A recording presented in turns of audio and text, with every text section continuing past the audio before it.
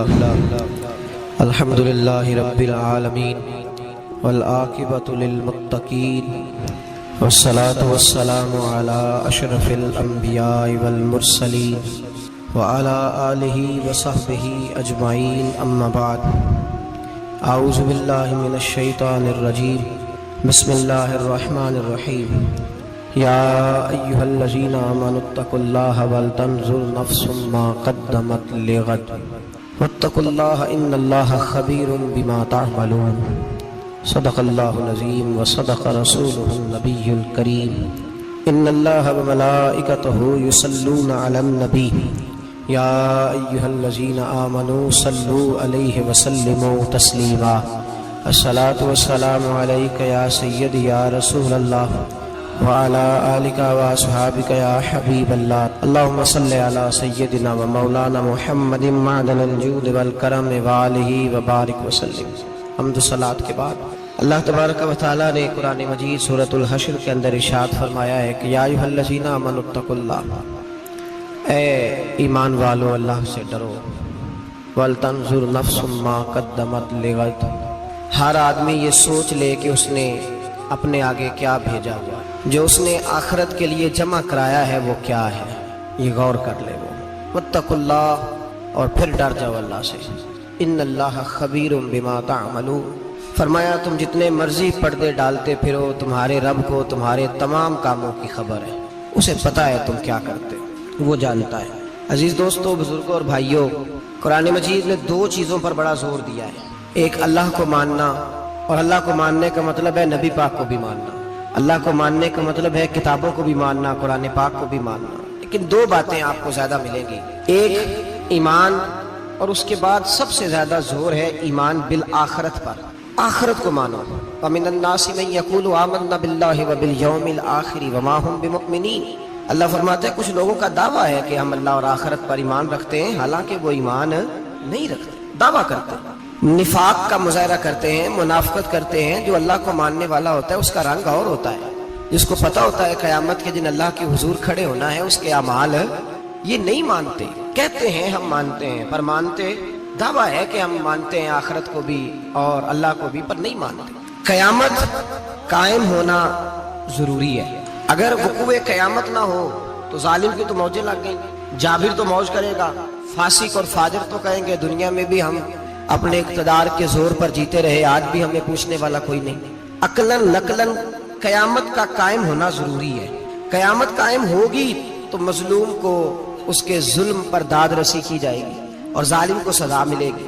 ایک آدمی ساری زندگی دنیا کے اندر لوٹ مار کرتا رہا، دھوکہ فریب فراڈ کرتا رہا، اس کی راتیں شراب و کباب میں گزر گئیں، وہ مرے اور بات ختم ہو گئی، ٹھیک ہے، موج کر کے چلا گیا۔ ایک آدمی ساری زندگی اس نے اللہ تبارک و تعالیٰ کی رضا کے لیے اپنی نظر کی حفاظت کی، زبان کی حفاظت کی، یہاں تک کہ دل کی بھی حفاظت کی، وہ بھی مرے تو معاملہ ختم ہو گیا۔ اس طرح تو پھر سرکش کا کچھ بنے گا ہی نہیں، نظام زندگی ساری اس کی سوچ ختم ہو کے رہ جائے گی اگر قیامت قائم نہیں ہوتی۔ قیامت کا قائم ہونا حق ہے، اس لیے قرآن مجید نے ایک جگہ پہ نہیں 20 جگہ پہ یہ بیان فرمایا ہے کہ قیامت ضرور قائم ہے، قیامت، اور وہ قائم ہو کر اپنے سارے لوازمات سمیت قائم ہوگی۔ میرے نبی پاک صلی اللہ علیہ وسلم نے فرمایا مظلوم کو حق ملے گا، ظالم کو سزا ملے گی۔ جابر اس دن اللہ کی بارگاہ میں رسوا کیے جائیں گے، جن پر جبر کرتے رہے انہیں اللہ کے حضور سے عطا کیا جائے گا۔ قیامت کا وقوع ہونا ضروری ہے، اور قیامت تو جب قائم ہوگی تب ہوگی۔ دنیا میں بھی ایسا ہوتا ہے، ظلم کا انجام ٹھیک نہیں ہوتا، جبر کا انجام، جھوٹ کی زندگی لمبی نہیں ہوتی، دھوکے فریب فراڈ ملمہ سازی، ان چیزوں کی عمریں اللہ نے تھوڑی رکھی ہے۔ وقتی طور پر ظالم کو، دھوکے باز کو، جابر کو جو مہلت ملتی ہے وہ سمجھتا ہے میری سیاست کام کر رہی ہے، وہ سمجھتا ہے میں بڑا دانا ہوں، بڑا چالاک ہوں، دیکھ لو اتنے ظلم کے، جبر کے، دھوکے کے باوجود بنا ہوا ہوں،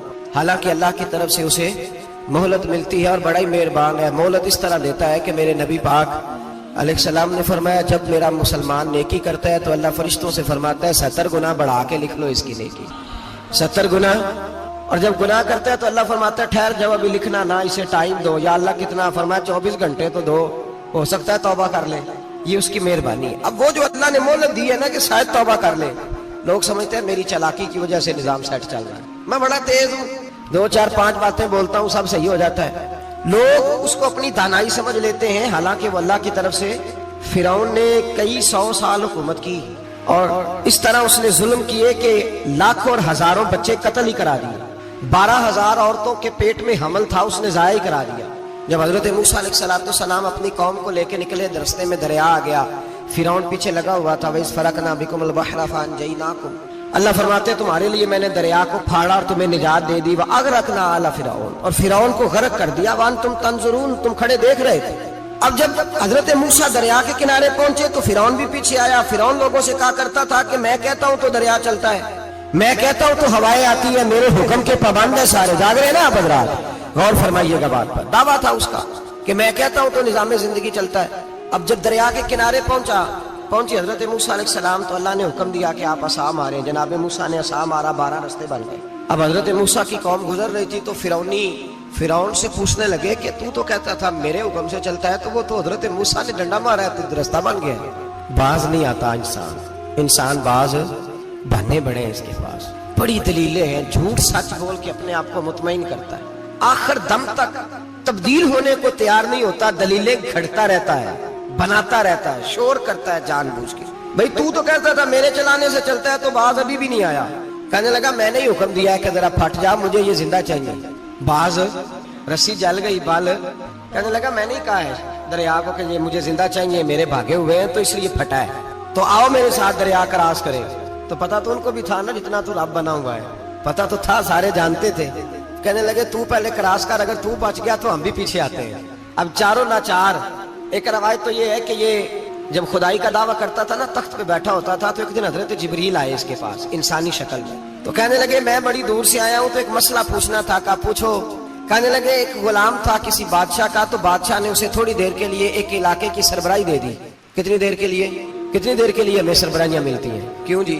تھوڑی دیر کے لیے ملتی ہے نا، تھوڑی دیر کے لیے سربراہی دے دی ایک غلام کو۔ ذرا بات کو سمجھیے، حضرت جبریل پوچھتے ہیں، کہتے ہیں سربراہی مل گئی، اب وہ مالک ہی بن کے بیٹھ گیا ہے، وہ بات ہی نہیں سنتا، اس کو تھوڑی دیر کے لیے بنایا تھا، وہ تو خدائی کا دعویٰ کرنے لگا ہے، آپ بتائیں اس کا انجام کیا ہونا چاہیے؟ یہ مسئلہ پوچھنے آیا ہوں۔ تو فرعون کہنے لگا اس کا انجام یہ ہے کہ اسے پانی میں گوتے دے دے کے مار دے۔ انجام کیا ہے؟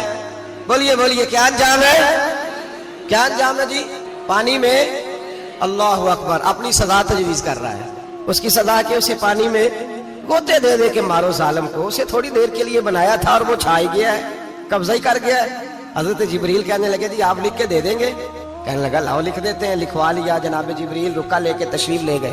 اب جب فرعون دریا میں آیا نا تو اللہ نے حکم دیا مل جا۔ جب دریا ملا چیخنے لگا تو حضرت جبریل آئے، کہنے لگے تیرا ہی فتویٰ ہے، یہ تیری سزا ہی ہے نا، ہم بھی بڑی سزائیں تجویز کرتے ہیں، یہ جھوٹا ہے جی، اس کا تو فلانا علاج ہونا چاہیے، تو اگر تو جھوٹ بولے تو یہ فلانا بڑا جاور ہے جی، اس کے ساتھ اس طرح ہونا چاہیے، تو اگر تو یہ کام کرے تو جو سزا تو لوگوں کے لیے تجویز کر رہا ہے تو اپنے بارے میں بھی سوچ۔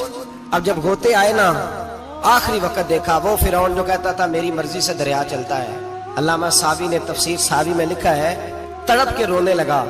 جب یہ مزاج ہے، ایک دفعہ اوپر آتا ہے آدمی جب دریا میں جاتا ہے، اوپر آیا تو چیخنے او میرے حواریو خدا کا واسطہ مجھے بچاؤ۔ کہنے لگے تو کہتا تھا میری مرضی سے چلتا ہے، بے بسی ہے، تڑپتا ہے، روتا ہے، وارث شاہ مان کری نہ وارثہ دا، رب بے وارثہ کر کے مار دائی، تڑپ رہا ہے، چلا رہا ہے، کوئی مدد کو نہیں پہنچتا۔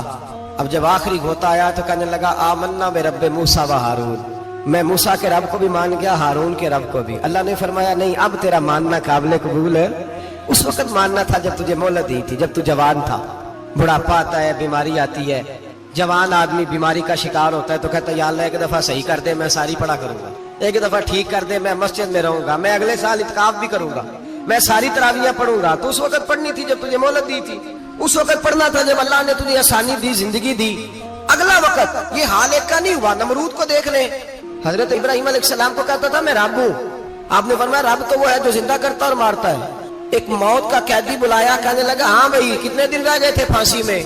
کہنے لگا جی پرسوں ہونی تھی، کہا جا تجھے آزاد کیا، لو میں بھی زندگی دیتا ہوں۔ ایک بے گناہ آدمی کو پکڑ کے قتل کر دیا، کہتا میں بھی مارتا ہوں۔ حضرت ابراہیم علیہ السلام کہنے لگے تو بیوقوف جیسی دلیلیں دے رہا ہے، چل اس طرح کر، میرا رب سورج مشرق سے نکالتا ہے، تو اگر رب ہے تو مغرب سے نکال کے دکھا۔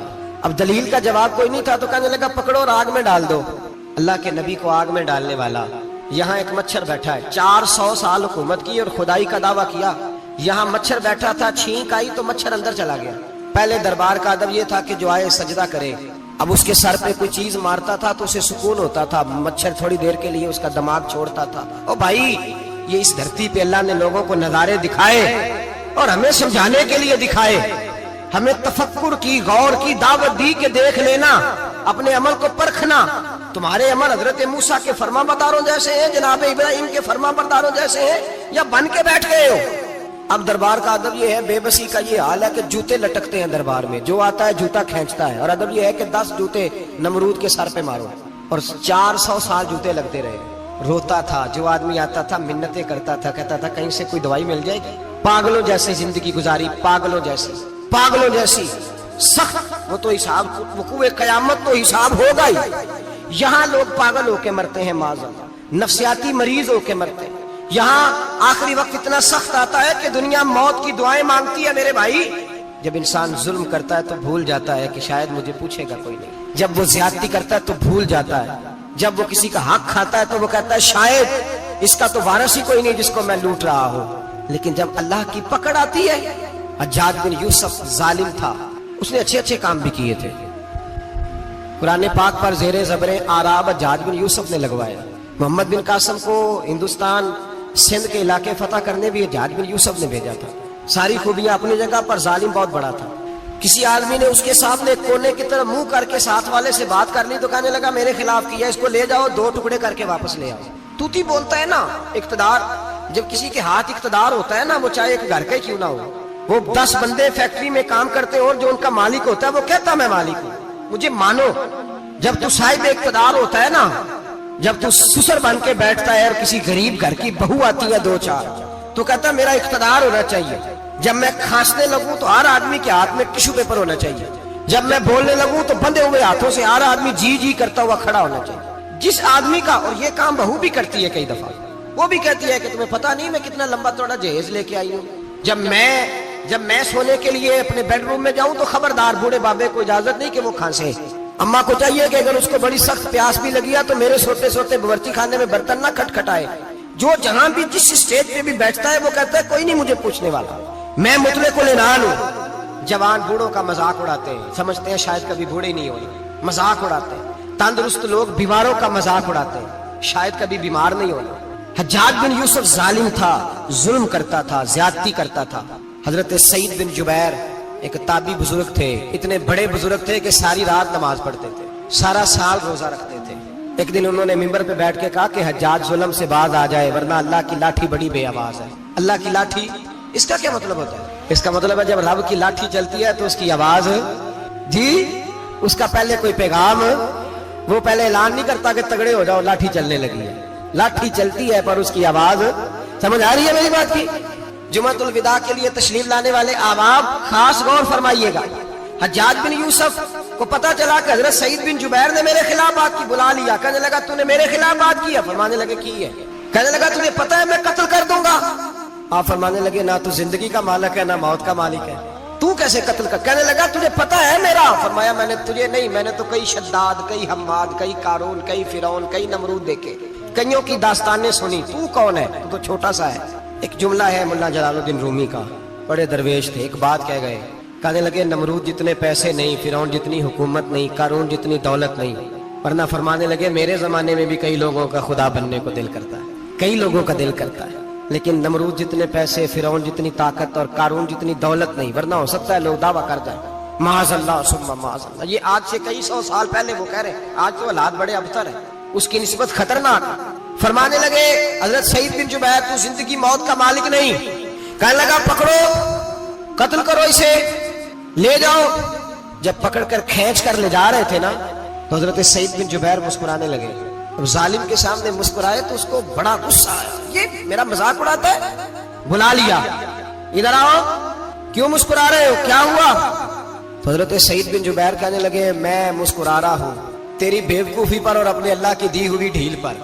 میں مسکرا رہا ہوں کہ یا اللہ کیا بات ہے، کیا تیرا شان ہے، کیسے لوگوں کو ڈھیل دی ہوئی ہے. میں مسکرا رہا ہوں تیری بیوقوفی پر کہ تو سمجھتا ہے شاید مجھے پوچھنے والا کوئی نہیں. کہنے لگا اس کو باہر نہ لے جاؤ، میرے سامنے قتل کرو.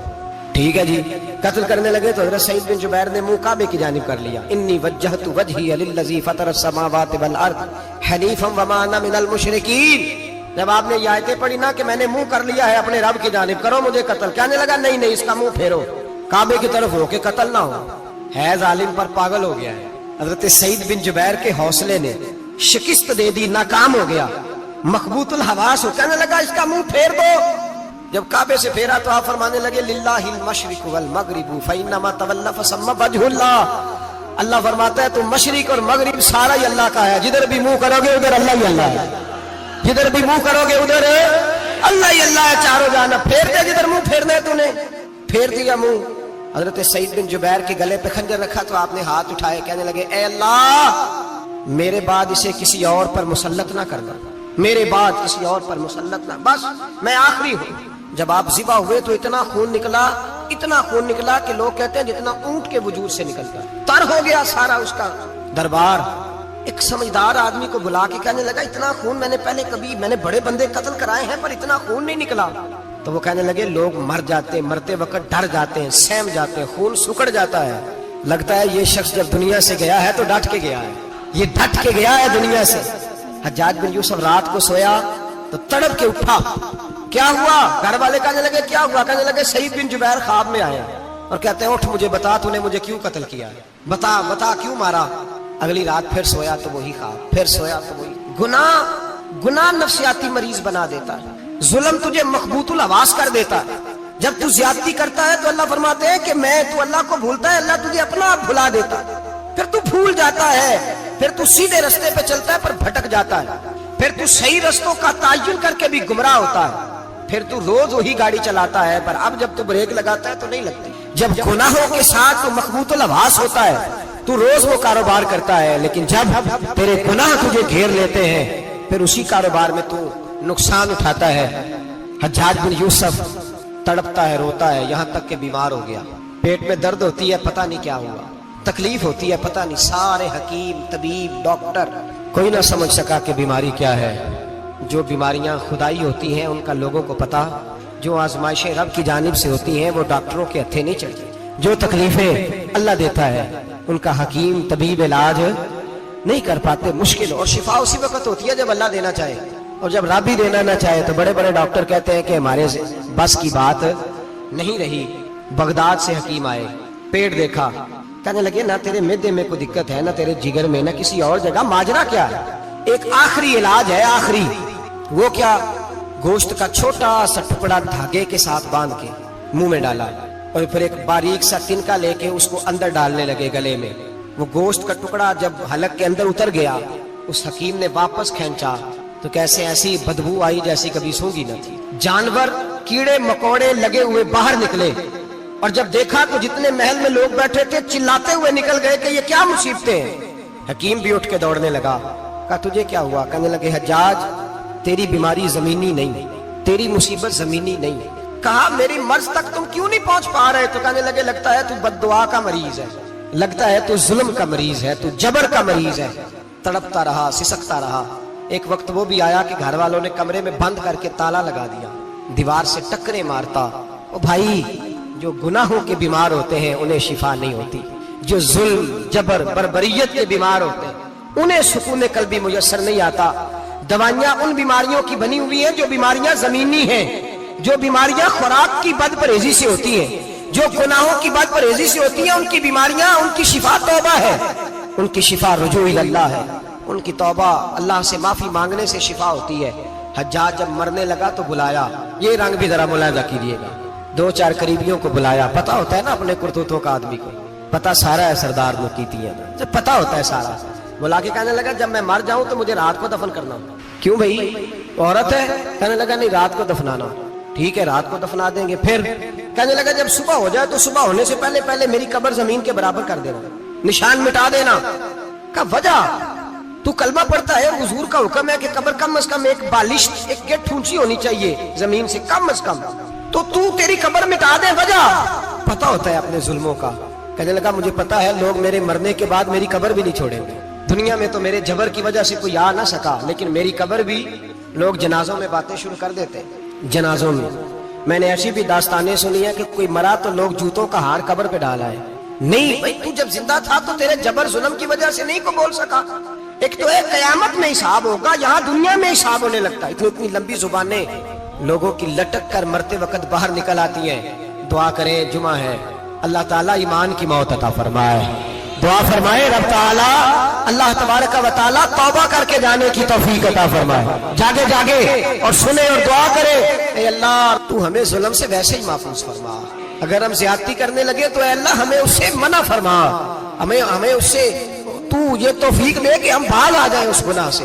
میرے بھائی، ایک تو دنیا میں سزا ہے، پھر قیامت کی سزا ہے، اور وہ زیادہ سخت ہے، وہ زیادہ سخت ہے. ہم لوگوں نے نا ہیلے بہانے بڑے بنائے ہوئے ہیں. بینک کے ساتھ کاروبار کرنے والا کہتا ہے نہیں نہیں مجبوراً لیا ہے، مجبوراً. مر رہا تھا تو آخری لمحوں پہ تھا تو جائز ہے، جائز ہے. اس وقت جب تجھے کھانے کو لقمہ نہ لگے تو حرام کھانا بھی جائز ہے. کیا دقت تھی؟ کیوں اللہ رسول کے مقابلے میں کھڑا ہوا تو؟ کیوں سود کا دھندا کیا؟ کیا تکلیف تھی؟ کہاں تو الجھ گیا تھا؟ ہم جان بوجھ کے اپنے لیے جہنم کٹھی کرتے ہیں، پھر کہتے ہیں سکون نہیں زندگی میں. کہاں سکون آئے گا؟ کیسے آئے گا؟ ہم نے خود آگ لگائی ہے چمن میں اپنے. جو قیامت کی سزا ہے، میرے نبی پاک علیہ السلام نے فرمایا رب تمہیں سامنے کھڑا کرے گا. اور کس طرح کھڑا کرے گا؟ فرمایا لوگوں کے وجود سے کپڑے اتر جائیں گے، زمین اس طرح دہکے گی جس طرح تانبا زمین پہ رکھا جائے اور آگ جلائی جائے. تانبا دیکھا ہے آپ لوگوں نے؟ یہ بھی گرمی گزری ہے نا، تو فرش پر جب سورج پڑتا تھا تو ننگے پاؤں چلا نہیں جاتا تھا. صحیح کہہ رہا ہوں؟ ننگے پاؤں، بچے کا پیر زمین پہ لگتا تو چیخ اٹھتے ہیں، کہتے ہیں جل گیا پیر. حالانکہ یہ فرش دنیا کے. اور اگر تانبے کے اندر خاصیت ہے کہ اگر کوئی دھات جلدی اور زیادہ گرم ہوتی ہے تو وہ تانبا ہے. میرے نبی نے مثال دی تو اس کی دی جو سخت تھا. فرمایا تانبے کی طرح زمین تپائی جائے گی اور پھر ننگے پاؤں رب تمہیں کھڑا کرے گا. آج سورج کی پشت تمہاری جانب ہے، قیامت میں منہ تمہاری جانب ہوگا. نیزہ آپ نے دیکھا ہوگا، نیزہ ہوتا تھا.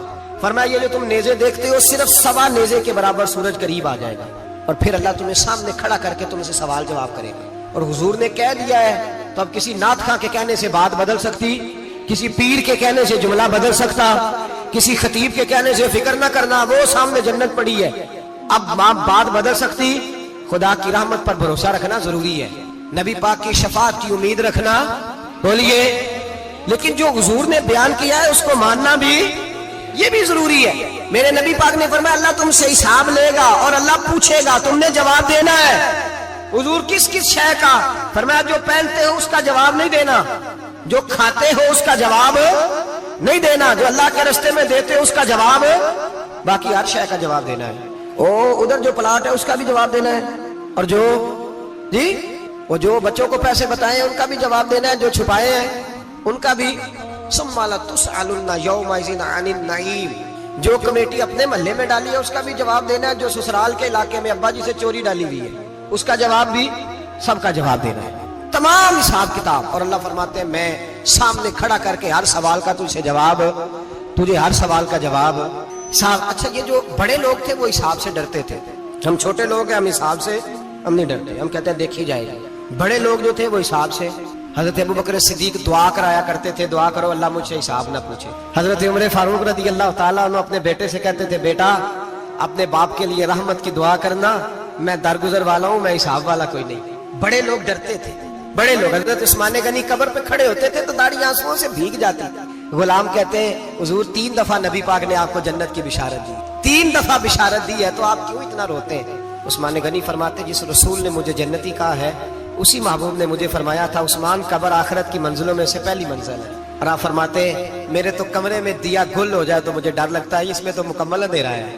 آپ فرماتے کھڑکیاں بند ہو تو دم گھٹنے لگتا ہے، اس کو تو دروازہ ہی کوئی نہیں، روشن دان تک نہیں.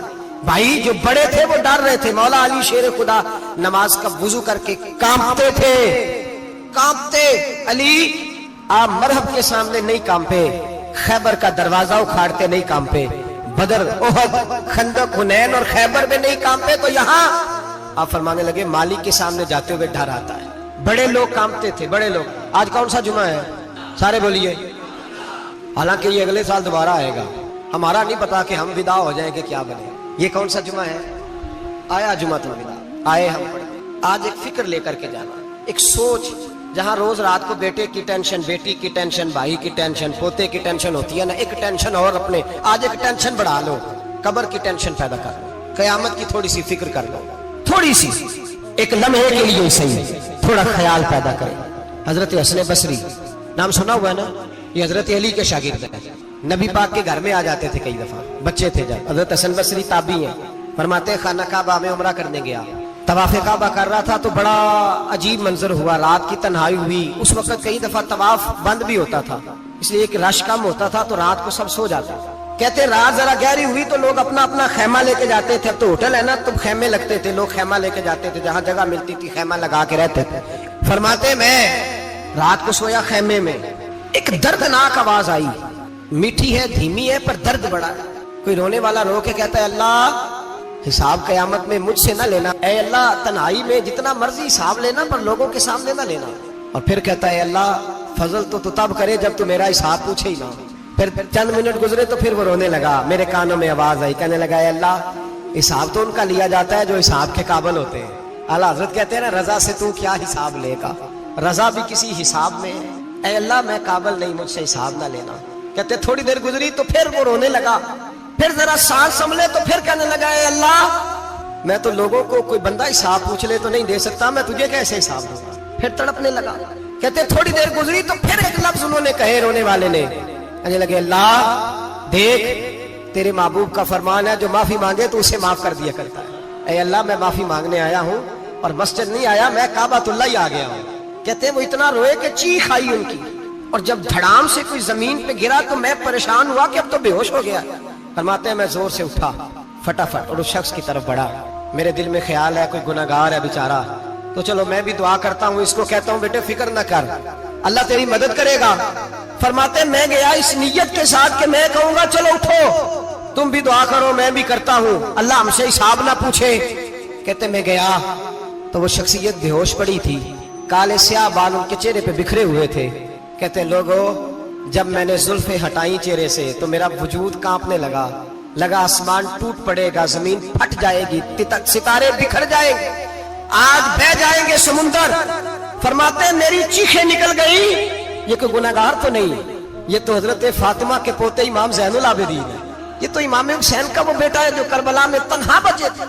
फरमाते मैं इमाम का चेहरा देखा तो भाग के आया और मैंने अपनी दाढ़ी उनके पैरों के साथ मस की और मैंने कहा हुजूर उठिए। इमाम उठे तो मैंने कहा शहजादे तेरे तो इशारे से अल्लाह कई गुनाहगारों को बख्शेगा, तेरी तो दुआ से अल्लाह बख्शेगा, ये क्या कर रहे हो। तो इमाम ज़ैनुल आबिदीन कहने लगे हसन बसरी इधर आ यार, इधर आओ बुजुर्ग हो, मेरे दादा के पास रहने वाले हो, मैंने ना आज ही सुना है कि उसका अजाब बड़ा सख्त है, आओ मेरे लिए दुआ करो, अल्लाह पाक मुझसे हिसाब ना पूछे। कहा हुजूर ना करें। आप फरमाने लगे तुझे नहीं पता कुछ चीजें ऐसी हैं कि रब ने अगर हिसाब पूछा तो मैं वाकई जवाब नहीं दे पाऊंगा, चल कर मेरे लिए दुआ। कहते मैंने हाथ बांधे हुजूर मैं नहीं करता, उठा कह। फरमाते मैंने हाथ उठाए, मैंने कहा अल्लाह तेरे रसूल का शहजादा है, ये तेरे रसूल का शहजादा है, ये कह रहा है तो फजल कर। ओ भाई जो बड़े थे वो तो तड़पते थे, सिसकते थे। वो अली हीती कहते खाना काबा में पत्थर पे सर रगड़ के कोई बूढ़ा कह रहा था ऐ अल्लाह अव्वल तो हिसाब ना लेना, और अगर लेना तो मुझे अंधा करके उठाना, मैं तेरे नेक बंदों के सामने शर्मिंदा नहीं। इकबाल रो पड़े। इकबाल कुछ लोगों ने लिखा है ये आखिरी रुबाई है डॉक्टर इकबाल की, आखिरी, इसके बाद शायद उसने कलाम में कुछ सीरत निगारों का ख्याल है। इकबाल मदीने की तरफ मुंह करके कहने लगे तू गनी अजहर दो आलम मन फकीर, अल्लाह तू गनी है मैं तो फकीर हूँ, रोज मक्शर उज्र हाय मन पजीर। ऐ अल्लाह अव्वल तो मेरा कोई उज्र कबूल कर लेना मक्शर के दिन, और अगर ना करना हुआ अगर तुम ही बीनम हिसाबम ना गुजीर, अगर जरूर ही मेरा हिसाब लेना है, ऐ अल्लाह अगर तूने जरूर लेना है, ऐ अल्लाह अगर जरूर ही लेना हिसाब, अव्वल तो मेरा उज्र मान लेना, मेरी कमजोरी पे रहम करना, ऐ अल्लाह मेरे बुढ़ापे पर मेरी कमजोरी पर रहम करना, अगर जरूर हिसाब लेना है अज निगाहे मुस्तफा पिन्हा बगीर, तो ऐ अल्लाह जरा हुजूर की निगाहों से ओझल करके लेना। ऐ अल्लाह मुझे शर्म आएगी, मेरे मुस्तफा करीम फरमाएंगे मैं तो तुझे हर बात समझा के आया, एक जगह तेरी रहनुमाई करके आया, तू कैसे अमल कमा, जरा ओझल करके अज निगाहे मुस्तफा पिन्हा बगीर, जरा हुजूर की आंखों से ओझल करके साइड पे करके लेना, मैं बर्दाश्त नहीं कर पाऊंगा। हजरत वो अली इती कहते हैं बाबे ने सर रखा हुआ है, اور کہتے اللہ مجھے اندھا کر کے اٹھانا. فرماتے میں گیا, میں نے کہا چلو میں دعا کرتا ہوں جا کے. فرماتے جب میں نے جا کے بزرگوں کی کمر پہ ہاتھ رکھا, ان کا چہرہ دیکھا تو یہ کوئی گناہگار تو نہیں, یہ تو بغداد کے پیر عبد القادر جیلانی ہے, یہ تو محبوب سبحانی غوث سمدانی ہے, یہ تو وہ شخص ہے جو قدم لگائے تو اللہ ولایت عطا کرتا ہے. جو بڑے تھے وہ ڈر رہے تھے. معین الملت والدین عطائے رسول ہند الولی غریب نواز حضرت خواجہ معین الدین اجمیری رحمت اللہ علیہ, خواجہ قطب الدین بختیار کاکی کو تنہائی میں بلا کے کہنے لگے معین الدین سید زادہ ہے, معین الدین حضور کے خاندان میں پیدا ہوا ہے, معین الدین سے اس کے پیر کو بڑی امیدیں تھیں, معین الدین کو رسول پاک نے ہندوستان بھیجا تھا, پر قطب الدین یار معین الدین تبلیغ کا حق نہیں ادا کر سکا. حضرت خواجہ قطب الدین کہنے لگے حضور 90 لاکھ تو مسلمان کر دیے, اور کیا حق تھا؟ فرمایا نہیں, جب تو تہجد کی نماز پڑھے نا بیٹا اپنے لیے دعا مانگنا تو خدا سے کہنا مولا میرے پیر کی کوتاہیاں معاف کر. وہ جس اعزاز کا تھا وہ کام نہیں کر سکتا. جو بڑے تھے ان کی تو باتیں بڑی تھی. یہ جو ہم چھوٹے آئے ہیں نا نئے, ٹکٹیں دیتے پھرتے ہیں, ٹکٹیں, بے نمازی جاہل ان پڑھ پی ٹکٹیں بانٹتا ہے لوگوں کو, تو بھی بخشا ہے تو بھی بخشا ہے. وہ 90 لاکھ لوگوں کو رائے حق پر لگا کے بھی کہتے تھے نہیں حق تو یہ ہے کہ حق ادا نہ ہوا, حق تو یہ ہے کہ حق کوئی شاہی پلے نہیں, ڈٹا ہوا کھڑا ہے مسلمان, ڈٹا ہوا. یہ حساب سنے. کسی نے حضرت ابو ہریرہ سے کہا کہ کوئی ایسی حدیث سناؤ جو آپ کو بھی بڑی محبوب ہو. حضرت ابو ہریرہ نے چیخ ماری, رونے لگے اور بے ہوش ہو گئے. پھر ہلایا, پانی پلایا, اٹھے, کہا حضور بات کی تھی حدیث سنائے. پھر رونے لگے. ہمیں تو نہیں نہ رونا آتا, ہمیں تو تب آتا ہے جب بیٹا بات نہ مانے, ہمیں تو تب آتا ہے جب کاروبار میں نقصان ہو جائے, ہمیں تو تب رونا آتا ہے جب ہمارا کوئی دوست ہمارے بارے میں غلط بات کر دے, بے عزتی دنیا کی ہو جائے. حضرت ابو ہریرہ 3 دفعہ ہوش آیا, 3 دفعہ روئے اور کہنے لگے عزیزو یہ وہ والی حدیث ہے کہ میں سوچتا بھی ہوں تو میں تڑپ اٹھتا ہوں. کہا کون سی حدیث؟ تو حضرت ابو ہریرہ کہنے لگے میں نے نبی پاک سے سنا ہے قیامت میں سب سے پہلے علماء کا حساب ہوگا, سب سے پہلے علماء کا. رب کریم فرمائے گا تمہاری دین کے نام پر بڑی موجیں تھیں, تمہارے بڑے پوسٹر چھپتے تھے, لائنیں بنا کے لوگ تمہارے ہاتھ چومتے تھے, لوگ تمہاری گڑی کو بھی چومنا اپنے لیے سعادت سمجھتے تھے. بتاؤ میرے رسول کے نام پر کھانے والوں کیا کر کے آئے ہو؟ عمل بتاؤ, عمل. موج بڑی کی نا تم نے, بتاؤ عمل. علماء عالم عرض کرے گا اے اللہ میں جگہ جگہ تیرے رسول کے دین کی بات کرتا تھا, میں قرآن کے درس دیتا تھا, میں راتیں بیدار رہ کے تیاریاں کرتا تھا, میں جو بن سکا کیا. رب فرمائے گا نہیں, تو نے تو اس لیے کیا تھا کہ لوگ تجھے پیر صاحب کہیں, مولانا صاحب کہیں, تیرے نعرے لگائیں تو لگے نہیں پھر تیرے نعرے, پھر لوگوں نے لمبے لمبے القابات پکارے نہیں تیرے. حضور سید عالم علیہ السلام فرماتے ہیں پہلا حساب اس کا لے گا جو عالم کہلاتا تھا. رب پوچھے گا تجھے طاقت دی, ہمت دی, بولنے کی صلاحیت دی, اپنے فضل سے دی, بتا کیا کما کے آیا. حضرت ابو ہریرہ روتے کہتے ہیں میں بھی تو حدیثیں سناتا ہوں, میں بھی تو عالم ہوں, میرے پیچھے بھی تو لوگ بھاگتے ہیں. لوگوں بتاؤ اگر اللہ نے ابو ہریرہ سے پوچھا تو کیا جواب دے گا؟ اللہ فرمائے گا علماء کے لیے بخاری مسلم ہے, انہیں اٹھاؤ اور جہنم میں ڈال دو. امام غزالی فرماتے ہیں اگر کسی عالم کو سزا ملی تو سب سے سخت عالم کو ملے گی. دعا فرمائیں اللہ میرے جیسے لوگوں کو ہدایت کا رستہ عطا فرمائے, اور جو کہتے ہیں سمجھتے ہیں اللہ اس پر عمل کی توفیق عطا فرمائے. فرمایا حضرت ابو ہریرہ نے دوسرے نمبر پر سخی اللہ کی بارگاہ میں کھڑا کیا جائے, مالدار. رب فرمائے گا بول کچھ ایسے بھی تھے جن کے پاس شام کی روٹی نہیں تھی, تجھے میں نے تیری تجوری بھر کے تجھے دولت عطا کی, تجھے وراثت میں میں نے مربے دیے, جائیدادیں دی. بتا وہ کچھ وہ تھے سویرے مزدوری کرنے جاتے تھے, کما کے لاتے تھے, ہزاروں روپیہ تیری بینک میں پڑا تھا, بتا کیا کیا تو نے؟ اے اللہ میں نے مسجد میں دیے, مدرسے میں دیے, 30 دن افطاریاں پکاتا رہا. اللہ فرمائے گا تو جھوٹ بولتا ہے, تو سارا کچھ اس لیے کرتا تھا کہ لوگ تجھے سخی کہے. ہاں تیرا اعلان ہوا مسجد میں, لوگوں نے کہا وہ دیکھو کتنے پیسے دے رہا ہے, اس کا وہ دیکھو نام لکھا ہوا ہے ہسپتال کے ایک کونے میں کہ یہ والا بلاک فلاں سیٹھ صاحب نے بنایا, یہ دیکھو لکھا ہوا ہے کہ یہ کمرہ مدرسے کا اس نے بنایا, تو لکھ دیا گیا, نعرے لگ گئے, اب جا دوڑ جا. اللہ جہنم میں پھینک دے گا. فرمایا پھر شہید کھڑا کیا جائے گا. ہاں بھائی تجھے طاقت دی, ہمت دی, بتا کہاں خرچ کی, کہاں؟ اے اللہ شہید ہی ہو گیا. فرمایا وہ تو اس لیے ہوا تھا کہ لوگ تجھے شہید کہے. बहादुर कहें, तेरे नाम पे रोड का नाम रखा जाए, तमगाए हुस्ने कारकर्दगी मिले सो मिल गया। मेरे लिए बता क्या करके आया है मेरे लिए, इसे उठाओ और जहन्नम में फेंक दो। भाइयों, अजाब कड़ा है, अजाब सख्त है, हिसाब सख्त है, और जो हिसाब लेने वाला है उसको, मैं ना तरावी हो रही थी तो कारी साहब ने एक सूरह यासीन शुरू की, वमताजुल यौमा अय्युहल मुजरिम। अल्लाह फरमाता है कयामत में मैं कहूंगा मुजरिम जो है ना वो सफों से बाहर आ जाए, सफों से बाहर आ जाए। एक हमारे फिजिक्स के टीचर होते थे तो बड़ी सख्त छड़ी मारते थे, तो जब वो कद भी बड़ा था, जलाल भी बड़ा था और उसूल बड़े अच्छे इंसान थे लेकिन सख्त थे, तो मुझे याद आता था कि जब वो सवेरे आके कहते जिसने काम नहीं लिखा वो बाहर निकल आए। दो किस्म की चोट लगती थी, एक तो ख्याल ये आता था कि शर्मिंदगी बड़ी होगी कि सारे स्टूडेंट बैठे हैं और 2 3 4 उनको कहा वहां मुर्गे बन जाओ, बड़ी शर्म आती थी। और फिर जब वो मारते थे तो इतना सख्त मारते थे कि कई दिन तकलीफ रहती थी, बताया नहीं जाता था। वो स्टूडेंट बताते थे कि यार इससे बचो किसी भी तरीके, और किसी का काम रह भी जाता था कहते थे इस पीरियड की ड्यूटी सबक याद करके आना है। सख्त टीचर के बारे में तेरा मेरा ये रवैया है। तो याद आ रहा था जब वो कह रहे थे ना वमताजुल यौमा अय्युहल मुजरिमून, तो मैं सफ में खड़ा था तो 2 कतरे मेरे बह गए आंसू के। मुझे साथ बच्चा कहने लगा तबीयत ठीक है, मैंने कहा तबीयत तो ठीक है, कुछ याद आ गया है कि मैदान महशर में यहाँ तो छुपे हुए हैं ना ऐब, छुपे हुए। और भाई रब बड़ा करीम है, ऐबों के बावजूद नवाजता है। मेरा दावा यह है अगर हमारे ऐब खुल जाएं, लोग हमें धरती पे जीने ना दें, लोग जीने ना दें, निकाल दें, अपने भी हमें बर्दाश्त ना करें, ये तो उसका करम है। पता सारा है सरदार नु कीतियां दा, पर्दा चपाया ही तेरा भला होसी।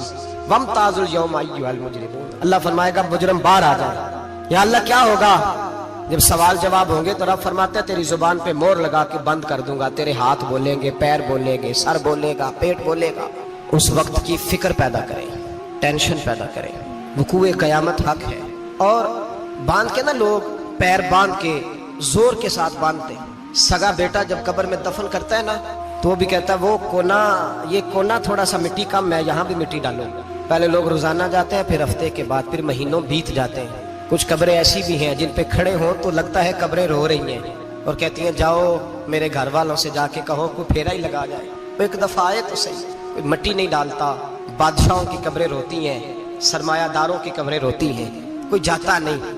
इतने इतने मोटे सुराख है कब्रों में, आप अपने शहर के कब्रिस्तान फिर के देख लें, सुराख है। ओ भाई हजरत मौला अली शेर खुदा कब्रिस्तान गए तो पहले रोने लगे, फिर कहने लगे कब्रों वालों क्या हाल है तुम्हारा। तो आप फरमाते हैं मुर्दा मुझे अंदर से बोल के कहने लगा अली कफन फट गया, हड्डियां टूट गई, माल तो दे आए थे वारसों को पर हिसाब हमें देना पड़ रहा है, तू बता पीछे क्या हालात हैं। तो हजरत अली कहने लगे तुम्हारी बीवियों ने और निकाह कर लिए, तुम्हारे दोस्तों ने नए दोस्त बना लिए, तुम्हारी औलादों ने तुम्हारे बगैर जीना सीख लिया, तुम्हारी जायदादें बट गईं, तुम्हारा पैसा तकसीम हो गया। पहले तो कोई तुम्हारा नाम लेता था, अब तो तुम्हारा जिक्र खत्म हो गया। अब तो 1-2 नस्ल तक तुम्हारा जिक्र था, अब तो तुम्हें याद ही कोई नहीं करता। कहते हैं लोग यहाँ कोई रहा करता था, यहाँ कोई हुआ करता था, अब तो तुम किस्सा पारीना, किस्सा माजी हो गए। हिसाब का वक्त करीब है, करीब आ गया वक्त। अल्लाह फरमाते इक़्तरब लिन्नासि हिसाबुहुम वहुम फी गफलतिन मुरिदून। फरमाया हिसाब का वक्त करीब आ गया है तो अभी भी गाफल है। जुमातुल विदा, एक परेशानी लगाने का इरादा था, बड़ी परेशानियां पाली है, एक परेशानी और पाल लो। जिसको ये परेशानी लग जाए उसके अमल समरने लग जाते हैं। ये परेशानी पाल लो कि अगर मुझे हिसाब देना पड़े। हजरत उमर का फरमान, आप फरमाया करते थे अपना हिसाब खुद कर लो, कबल इसके कि अल्लाह तुम्हारा हिसाब करे। खुद कर लो अपना हिसाब, खुद खाते ठीक करके रखो, चेक करके रखो।